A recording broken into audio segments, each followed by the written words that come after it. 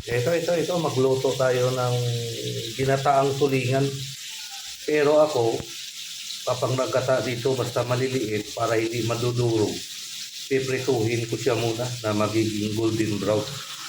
Ayan, nilagyan ko na rin ng suka na yan, kagata at saka mga lamas niya.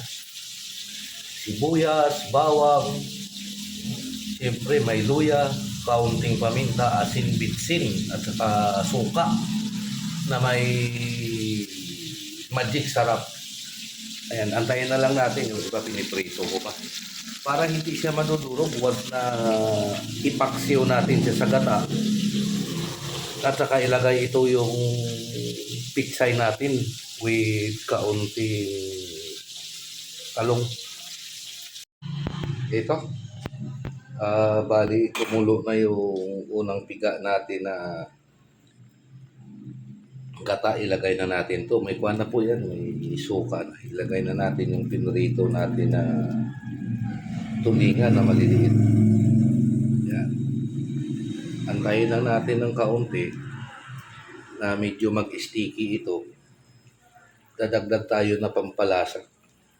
Tsaka ilagay na rin natin mamaya yung pichay. Yan.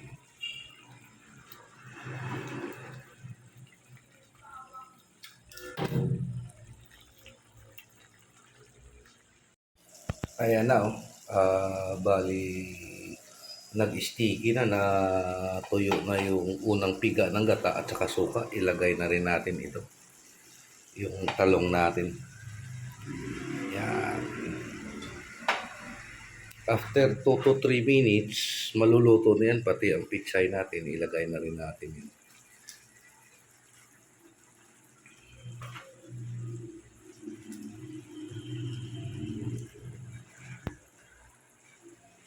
Ano, isabay na natin ang siling haba. Ayan. Takpan natin mga 3 minutes. Saka naman natin ilagay yung huling gata natin. Yan ang pampalasa. Ayan na. Medyo luto na ito si pitsay at talong. Ilagay na natin yung pinakaunang piga natin ang gata. Antay lang natin na kumulo ng kaunti ito. Goods na. Luto na siya. Mga 2 to 3 minutes lang or 1 minute lang kung tutuusin. Ayan o. Yan ang pinaka-finished product natin. Yan, sarap. Kita nyo? Ito naman si tulingan kanina.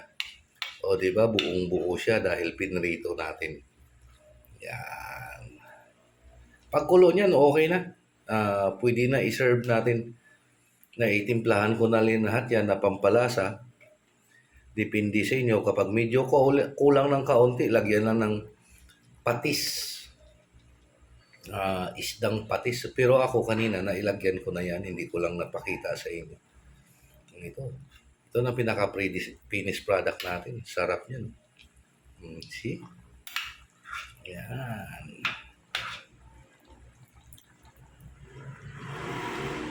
Ito, kain na tayo at sigurado mapaparami yung kain natin. Thank you for watching. Ingat po tayo. Go, go, go! Let's go!